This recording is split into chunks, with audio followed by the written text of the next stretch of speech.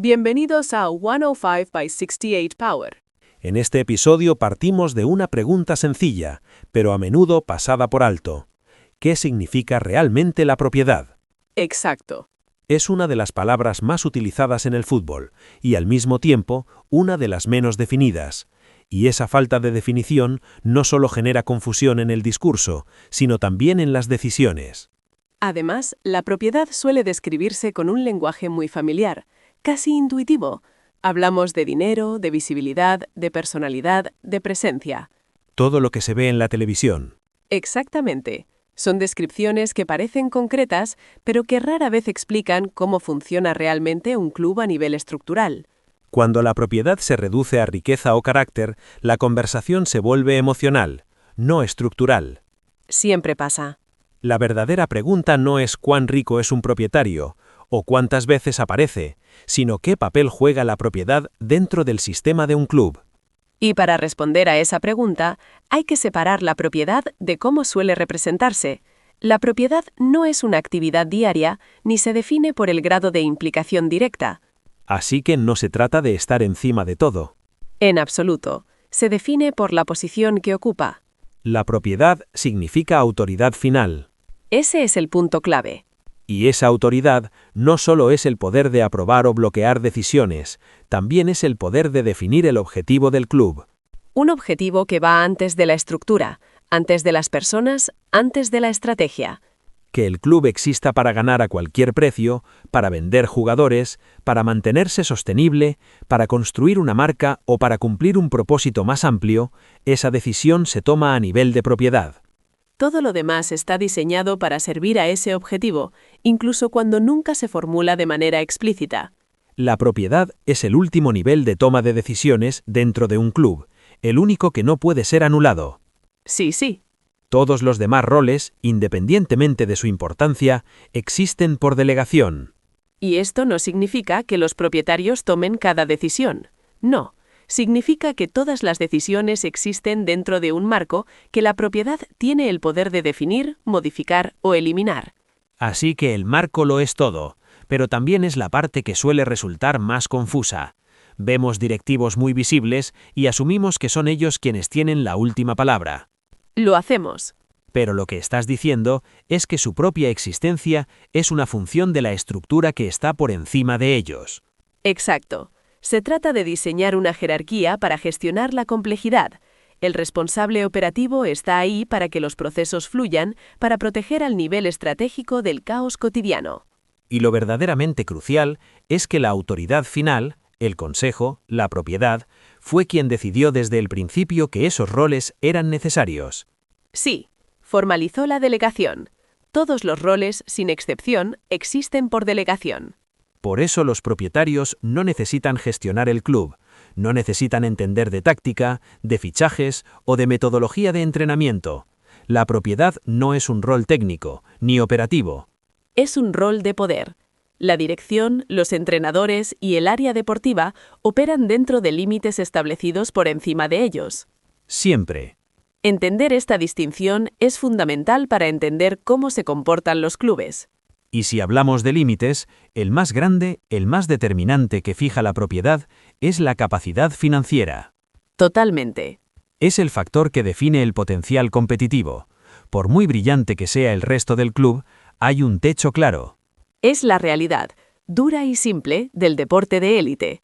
Los datos son abrumadores. Cuanto mayor es la masa salarial, una decisión puramente de la propiedad, mayor es la probabilidad estadística de éxito. Es un hecho. Marca el límite de base. Se ve con total claridad cuando comparas clubes dentro de la misma liga. Las diferencias son enormes. Enormes. Puedes tener un club con un presupuesto salarial casi 10 veces mayor que otro. 10 veces. Así que incluso si la dirección del club más pequeño fuera la más innovadora del mundo, optimizando cada euro, su margen de acción estaría estructuralmente limitado. No se puede gestionar para salir de un agujero financiero de 10-1. A largo plazo, no. Es casi imposible. Y eso obliga a una colaboración interna muy estrecha. Director deportivo y director financiero tienen que trabajar codo a codo.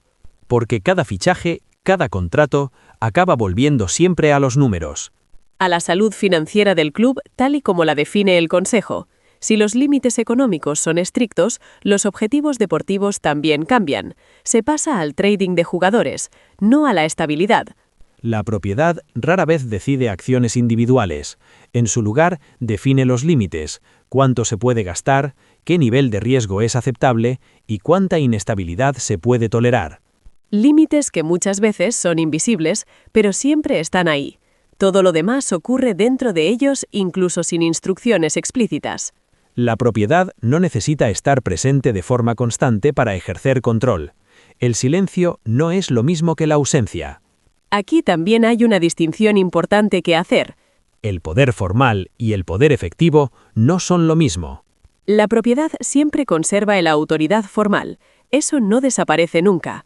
Pero el poder efectivo, quien influye realmente en las decisiones del día a día, depende de cuánto decida la propiedad delegar, supervisar o desentenderse.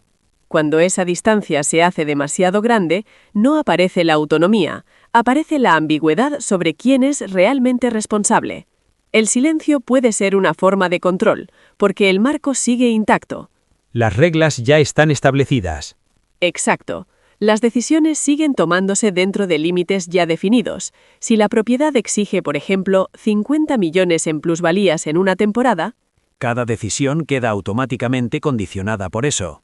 el propietario no necesita levantar el teléfono. La directriz ya está ahí, guiando cada elección de forma silenciosa.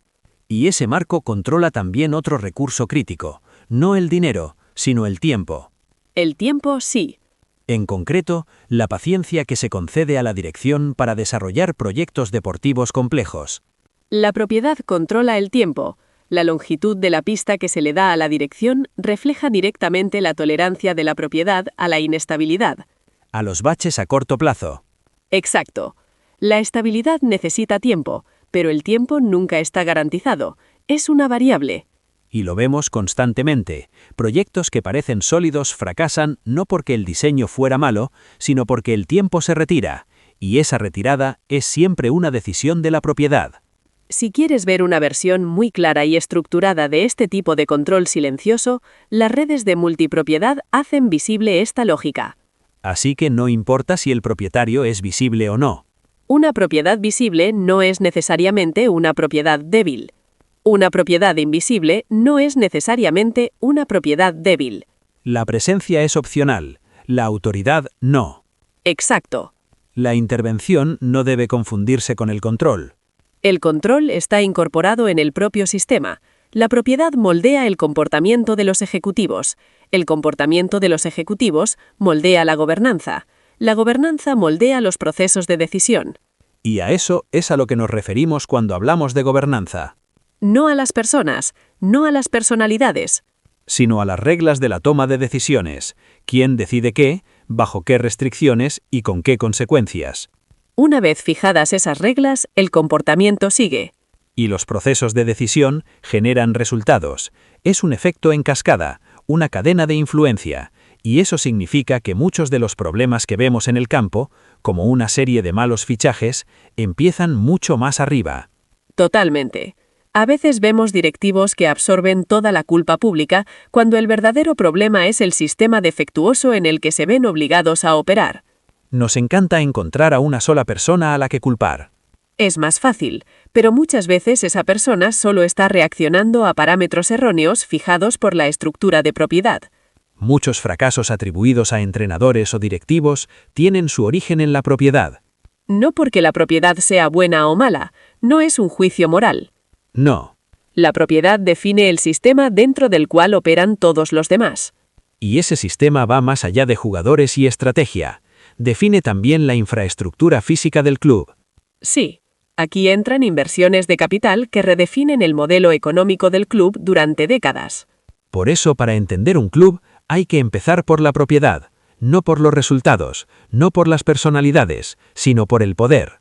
Porque la propiedad define lo que es posible. Y lo que no lo es.